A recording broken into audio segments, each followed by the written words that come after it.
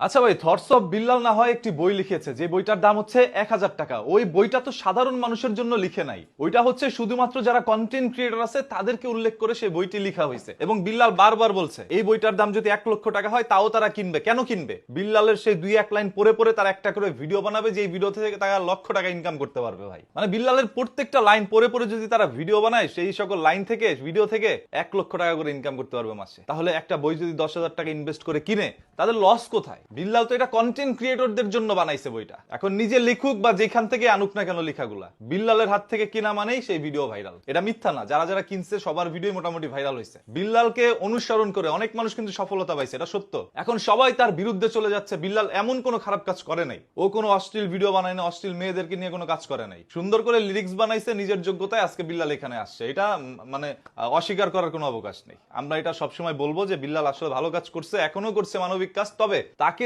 যেইভাবে ডিস্টার্ব করা হয়, তার বাড়ির সামনে গিয়ে দিন রাত নাই সব সময় মানুষ গিয়ে বলে ভাই আমার টাকা পয়সা লাগবে, আমাকে কিছু টাকা পয়সা দেন, এই পোলাটাই টাকা পয়সা দিতে দিতে আর শুধু শুধু মানুষ আসে। কতক্ষণ ভাল লাগে ভাই? নিজের বাসায় রাতের বেলা গেছে ঘুমাইতে, ওইখানেও মানুষ গিয়ে তার কাছে টাকা যাচ্ছে না পেরে, অসহ্য হয়ে লাস্টে ওই যে খারাপ ব্যবহার করে মানুষের কাছে। আর ওই খারাপ ব্যবহারটাই সোশ্যাল মিডিয়া ভাইরাল হয়, আর ওইটা নিয়ে সমালোচনা হয়।